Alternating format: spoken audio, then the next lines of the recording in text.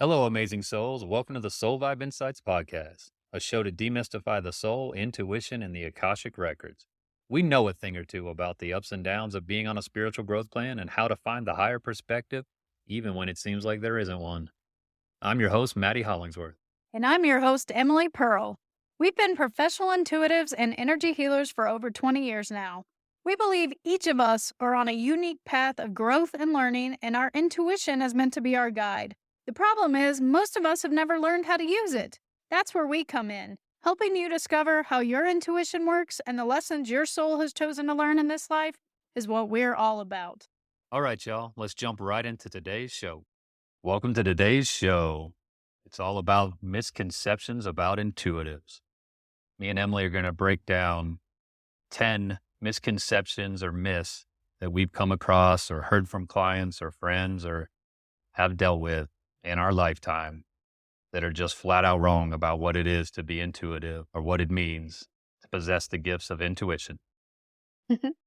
Welcome, everyone. We're so grateful to be here. Yeah, we're really excited to be back with you again, talking about one of our favorite subjects, intuition. Mhm. Yeah, I feel like it might be nice to reiterate the fact that intuition has been something that Maddie and I have learned throughout the last 20 years and worked on and practiced. It wasn't something that came perfectly natural or that it just spontaneously came about one day. No, I think things sometimes they click and it gets a little easier, or you have an experience and it's like, aha, that's how that gift works for me. And then you can write it a little bit easier. But there's definitely practice and intention and building that trust, I think, that gets you to the point where you might even consider yourself as an intuitive. All right, my love, is there anything else you want to say before we jump into the show today? I'm ready. Let's do this. Okay. So 10 misconceptions about intuitives. And these are in no order of importance, just the order that they came out as we were making our notes. So number one, there is something unique about an intuitive that gives them special power. When in truth, the reality is everybody is born with intuitive potential, but certain gifts of intuition might come a little easier than others. But there is nothing extraordinary or special about any one person that makes them intuitive or more intuitive than anyone else. The only difference is that someone who's intuitive has practiced and honed their skills and cultivated their skills. So, I mean, that's really the only difference in someone who is intuitive and someone that isn't intuitive. Ding, ding, ding. There it is, folks. That is the only difference between someone who doesn't know they have an intuitive ability or doesn't consider themselves intuitive at all, and someone like me and Emily. We consider ourselves intuitive because we've developed and honed our gifts with practice, with intention, and developing trust through trial and error. But it's taken a long time for me to even say that I am that. Oh, I wouldn't have called myself intuitive 20 years ago. Well, I don't even know if I would 10 years ago. Mm, yeah, maybe not 10, but somewhere along the way, y'all, we definitely started to feel like, yeah, I'm an intuitive. I have the confidence in my gift of intuition, and I will take the moniker of intuitive and wear it with pride and own it. That comes when you've developed your trust. You just kind of own who you are. So don't put this outside of yourself. If you don't think you're intuitive, you are. You just might need a mentor and to work on things and to trial and error and practice on your own and with your friends.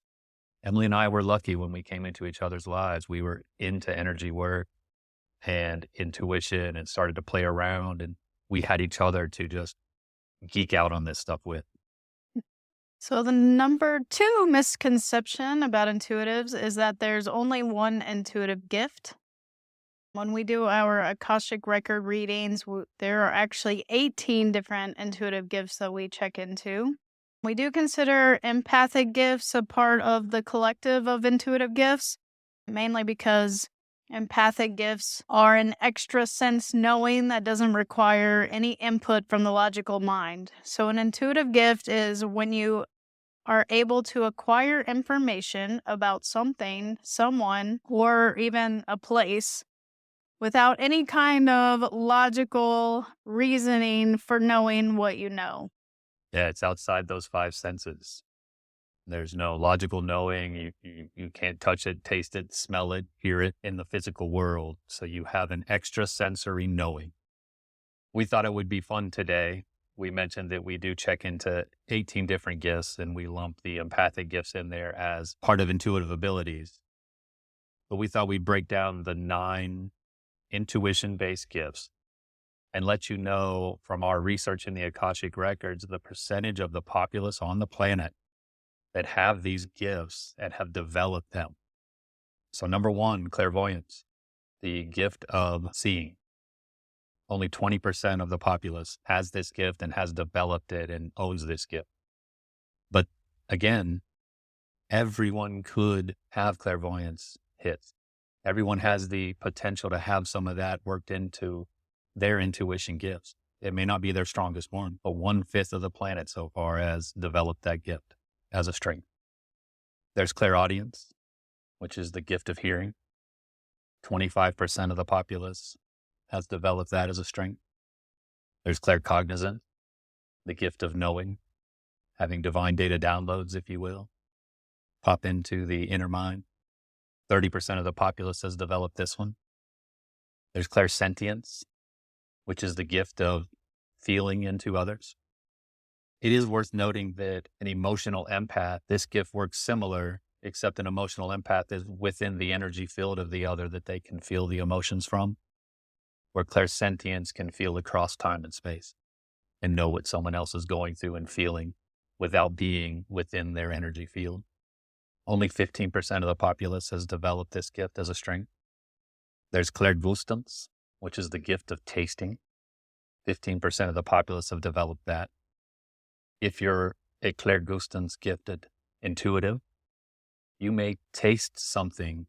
If you're working with a client, you might taste something from their childhood that you're physically not eating and then tell them, I'm tasting apple pie right now. And that might trigger something for them that their grandmother used to bake and that's who's got a message for them possibly. There's clairalience, the gift of smelling. Only 10% of the populace has developed this as a strength. This is something that comes up for me and Emily, but a lot more for her. You want to talk a little bit about this and how that gift works for you? I guess the biggest way that it works for me is that I can detect changes in my environment based on smell. I was thinking about how you'll smell patchouli out Um, of nowhere, yeah, that does happen. where it's not in the physical world at all. That's one of the signs that the Ascended Master or Goddess Lakshmi is around. We like to work with her. She's a lot of fun. All right, moving on. Everybody knows about dreaming, and this is the most developed gift on the planet at 40%. So you can receive a lot of intuitive hits in your dreams. There's a lot of interpretation that needs to come with them as to what they mean. But 40% of the population has this developed as a strength of theirs. I thought that was really interesting. Here's a real fun one, precognition, the gift of future casting. Only 15% of the populace have developed this as a strength of theirs. And then the last one and least developed is telepathy, thought communication with just mental energy. 5% of the populace has this developed as a strength of theirs. We found that when we are guiding past life regressions that everyone seems to have telepathy when they're in the spirit world talking to their spirit guides.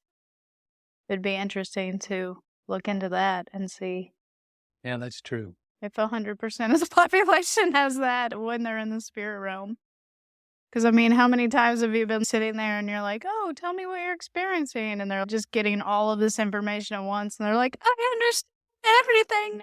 Whoa. Yeah, Okay. I've definitely heard that a few times. You just see somebody nodding along. You're waiting for them to speak and, continue guiding the session. And then they're just like, I understand everything I need to. oh, it all makes sense now. And you're like, do you care to elaborate? And it's just too much information for them to even try to put into words at that time, but everything just all of a sudden makes sense. Yeah. So there's definitely something when we leave third dimensional reality and enter the astrals and the spirit realm that I have a feeling you're right. 100% of us are telepathic there. It's kind of interesting to think about. Number 3. I feel like this misconception has been something I carried for a very long time and definitely have heard it. We actually heard it when we were in our past life regression class. This was a misconception in the past life regression field for a long time. So they had to basically update their way of thinking.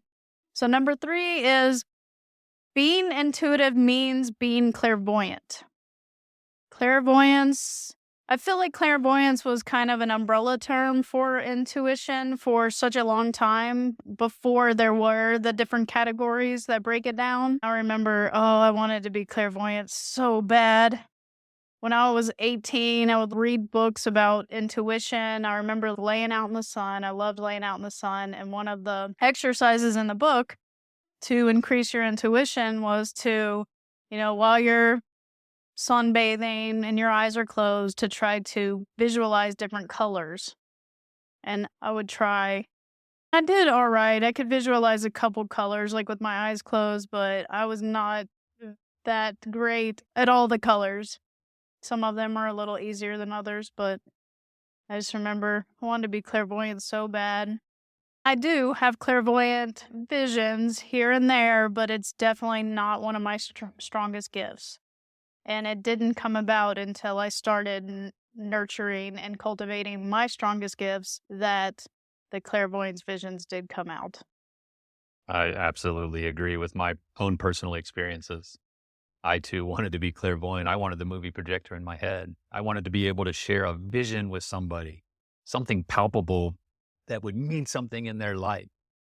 I didn't realize that there were plenty of ways to do that. I had no idea that there were all these other gifts. And definitely, I think in cinema and media and marketing, I mean, this is the flashy one, the visions. Back in ancient Greece, you go to the Oracle of Delphi and they would give you a vision. They didn't give you a claircognizant hit or a clairaudient moment. It was a vision. So when you read these things from the past, in ancient texts, it's always about a vision. It does make me wonder if there's some semantics involved, though, as well. Oh, possibly. Yeah. There usually is semantics involved when we're dealing with the ancient past. For sure. Well, and I mean, just trying to describe what you're sensing as far as your intuition goes. You could say it's a vision, but it could really be a sensing or a feeling. Oh, absolutely. Or how about I'm getting X, Y, or Z, and somebody just interprets that as A vision. a vision. Right. Definitely. I was going to say that in the 1800s, one of the first people to really start to work with the Akashic field in a way that in modern times that we've written about, Madame Blavatsky, she even talked about clairvoyance, Mm-hmm. that was the gift. That was the intuitive ability was clairvoyance meant intuition, and that you use that within the Akashic record. Mm-hmm. And I think part of it too is the more we have been able to, over the last 150 years, study the mind, understand consciousness, how things work, we understand that there might be a difference between knowing something within your logical mind and knowing something through intuition, and understand that, oh, there could be an intuitive ability now, claircognizant, or that you physically hear something, but for a clairaudient, they think they physically hear it too. That's one of my strongest gifts. And I used to just spin my head around and look for where did that come from? Who just said that to me? I didn't understand that it was intuition based for a while in my life. So the more we've been able to study and understand how things work, I think we understand that intuition is more than just vision. All right, let's move on. Number 4, the interpretations of an intuitive are considered absolute truth.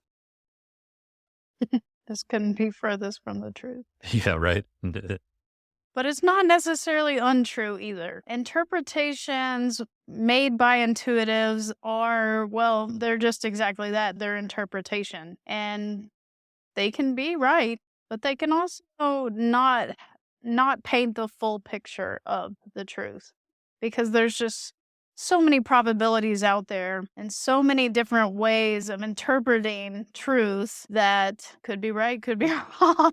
Oh, absolutely. Yeah. What we've been taught is that you just say what you're sensing and then let the client or let the person make that interpretation for themselves. They're the ones who are going to know what it means to them. They're going to know that it's true for them, that this makes sense in a palpable way. Like, oh, that is definitely the truth. And if you're interpreting for yourself, then you know for you. You get that hit and you don't have to share. For me, I get this almost tapping feeling just in my high heart. And it's like a pebble dropped into a pond and it just ripples out. And I just have that body, mind, soul feeling of, oh, aha, yep. I get that. That is absolutely the truth. Boom. But if you're working with someone else or not even working, you're just hanging out with a friend and you're just talking about intuition or what's going on, or you just, hey, can I share something with you? I'm getting this feeling. And you just share it with them. You could be 1,000% dead on with the truth, but then you have to speak it. And the way you speak it could be not interpreted right for that person. So there is this like gray area Mm. of stuff. So it isn't absolute truth just because an intuitive says it. So if you're working with someone, if you're seeking the guidance of another, just make sure that you feel into what it means. Yeah. They're only doing as good as they can to get something across to you that they've got an intuitive hit on. And if you're dealing with anything in the future, I know that's really popular. What's going to happen if I do this? Or is this person right for me? Is this job right for me? Should I do X, Y, or Z? When you're dealing with anything in the future, you're reading potential probabilities of an event coming into fruition from the perspective of the now. Hmm. There is so much that could happen with your own free will. And if other people are involved, now you're Yeah. talking about multiple people involved with their free will to make all of these choices for this perception of the now to come into fruition of seeing that future possibility. And it could be strong. It could be 75 or 80% strong that where everybody's at right now, this is going to come to happen with the choices that they normally make. And then a left curve comes in and it doesn't happen. So just know that if you're dealing with anything in the future, you're dealing with potential possibilities is all. It's a good idea to ask, what can I do to make the outcome I'm getting happen? And start to look for your steps that you can do. So at least you can control what you can control or try to work towards that if that's something you really want. Or if it's something you don't want to happen, hey, what could I do differently? Yeah, the future is not set in stone. That's why we're huge advocates for getting the guidance one step at a time. Yeah, because free will's involved. One step at a time. Get that guidance, take an aligned action, and get some more guidance. All right, let's move on to Number 5. Number 5 is that intuitives know everything about you. You know what it's like when you walk into a room with intuitive and then all of a sudden they know everything about you. Well, that is absolutely not true. And an intuitive that has strong ethics, they will purposely not tap into other people because it's just intrusion. But not to mention, it takes a lot of effort and energy to tap into other people. And it is much easier when you have that person's permission. that agreement, that their free will saying, hey, can you help me understand something? Yeah. Mm. I wouldn't even want to tap into someone without their permission because it takes too much energy.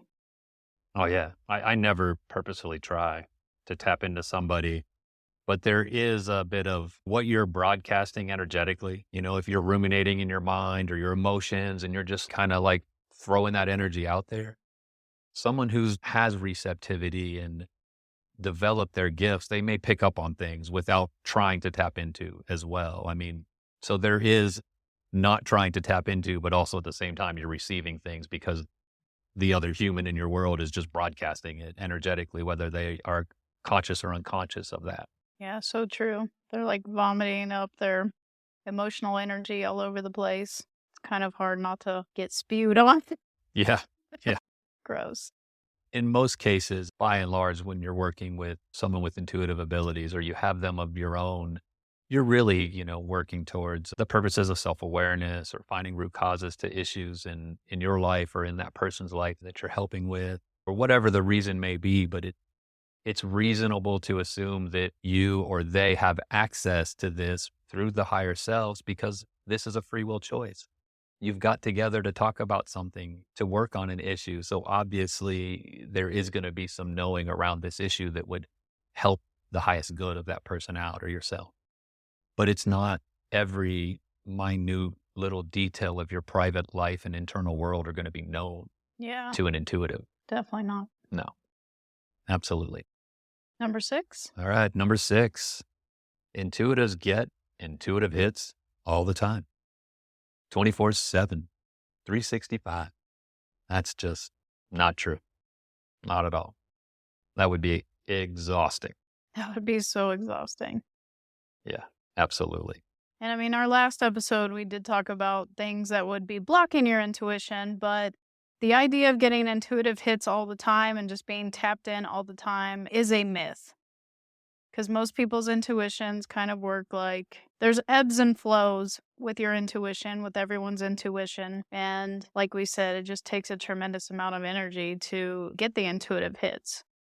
Yeah, to have yourself open, to be connecting with another, to be clear, to have taken the time to set yourself up to be at your potential best requires a lot of energy to be there and to have made sure that you're not hungry or you're not thirsty, that you're in a good emotional state yourself, and you're physically in a good place and that you're relatively comfortable. There's a lot that's going on there and you're not stressed.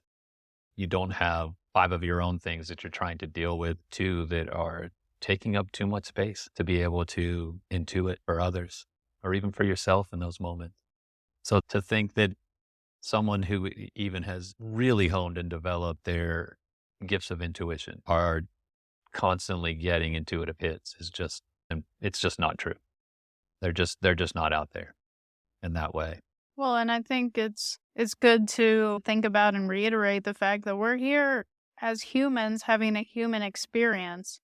And so that is why it's very important to have that human experience while we're here and to not try to get caught up in those higher realms and the intuitive frequency at all times. Oh yeah. Have you ever met the psychic or the really developed intuitive person who's They're not grounded. they're not grounded is definitely one way to put it, but I was going to say they relate to themselves when they're traveling the astrals and receiving intuition and receiving guidance.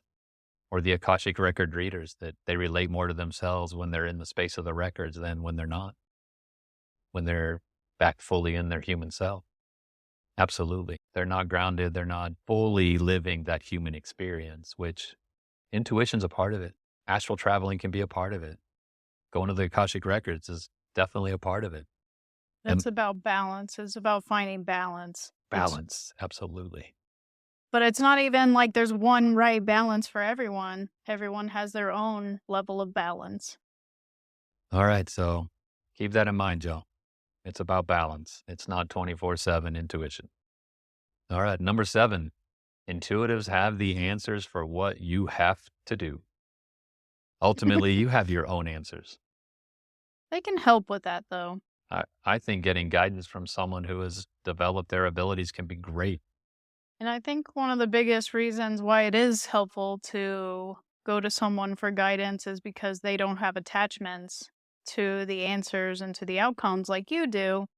But they can't just tell you what you have to do in order to get to your certain goals. I mean, because that stuff's definitely something you're going to have to feel into for yourself. And it depends on the actions you take in order to get there. They could say, all right, this is the next thing you have to do. And you can choose to do it and you can choose not to do it, or you could choose to do it poorly. You could choose to do it really awesome.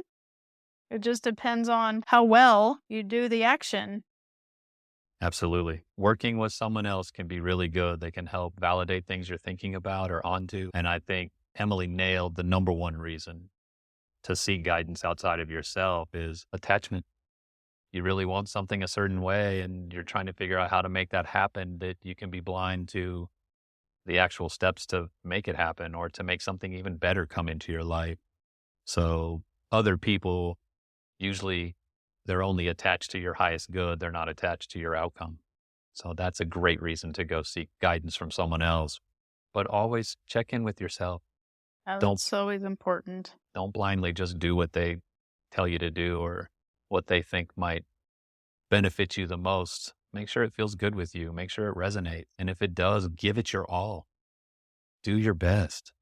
But I think that's a big reason we put that as one of the myths is that kind of like saying that intuitives know everything about you or that they have all the answers for you, that's giving your power away. And so we're all about self empowerment and, like Maddie said, always check in with yourself and feel into how the information resonates for you. It's super important. It's about Absolutely. self empowerment. Number 8, they have the power to control or change an outcome. I feel like we've kind of hit on this already. They're just tapping into that frequency of knowledge, that frequency of psychic communication. And intuitives, they don't have the power to control or change an outcome. I mean, maybe there's people out there that do, but in my experience, that is not the case. We all have free will. We're all responsible for ourselves ultimately. So the only power or control to change an outcome for an intuitive would be for their own outcome. Now, you might be able to influence because you've given somebody guidance and they made shifts in their life and they're happier as a result of it. But that's not the intuitive's power or control that created that. The person's free will that actually followed through on the guidance and decided what was right for them and went and did it. Those are the ones that changed the outcome or controlled the outcome because that's self-empowerment. Even if the guidance or the clue or the tip came from someone else, it's still your butt cashing the check, making it happen. And I feel like it's important to note that if someone does say that they have the power to control or that they're even trying to control, then that's kind of a dangerous person to be involved with because that's manipulation. That's what I would think. If someone told me they could control an outcome for me, I would just, thank you. Yeah, have a great day. And I'd be gone the other way. Nope. Be like doing some energy clearings right away. As soon as I got away from them, absolutely. I'd be breaking those energetic bonds immediately. All right, let's move on to number 9. We've hit on this a little bit, but intuitives can tell the future. And I know that I said it earlier. You're only dealing with potential probabilities based on the moment that you are in when you're looking at something that's in the future. We have past, present, and future on earth because we have a linear time construct. In spirit, it's all divine timing. It just all is the now. So when we're here, we clearly know what happened in the past. When we're in the Akashic records, it is everything that was, everything that is, and everything that might be. So if you have the right questions and connection, you can help your clients find out all sorts of stuff in their soul's journey in their past when they've been here through linear time and multiple incarnations. You can help them with their life that is right now. But anything in the future, even for us when we're in the records, these are potential probabilities that we're getting into. Even when we ask questions around percentages of these things happening, if the client does X, Y, or Z, it's still just a potential outcome in someone's life. So an intuitive could nail it. They could absolutely tell you this is going to happen in the future in X years. You're going to meet this person. It's going to go down like this. This is what will happen. And it all comes to be. Well, that just means that what they saw in the future, the choices that you and that other person made were so in alignment and they kept being in alignment that all of that came to be. But a couple of decisions the other way and some actions the other way, and those potential probabilities easily could be altered for that future outcome. So just keep that in mind if someone's trying to tell you, I've seen your future. I know it's going to happen. They could be right. I mean, listen to them, but they could also be wrong. It's up to you to make decisions. Up to your choices for sure. Absolutely. All right. The last one, number 10, clairvoyance is the best gift to have. We may be a little biased because we are both claircognizant, and we feel like that's a pretty darn cool gift to have. And I'm not saying clairvoyance isn't a cool gift, but I don't think it's the best gift because there is that level of interpretation that has to happen for someone to be able to see a vision, and then they have to know how to interpret it correctly. Whereas with claircognizance, it's just I know. It's like the knowing. You just skip to the knowing. Yeah. You just skip to the solution. I would say that claircognizance comes with needing to develop that trust because you can't point to a vision or a clairaudient hit that you heard and then move forward with it. You just have to trust that this knowing is right for you or right for your client to share with them. You just got to go and you got to build that trust through trial and error, through repetition, and you just know and trust. That took me a while personally. It's like, that's out of left field. I'm not sharing that. That doesn't seem to relate at all. Definitely Many, had moments like that. well, how many times have we channeled a message for someone's Akashic record reading, and then we're like, what in the hell is Oh, this yeah. even talking about?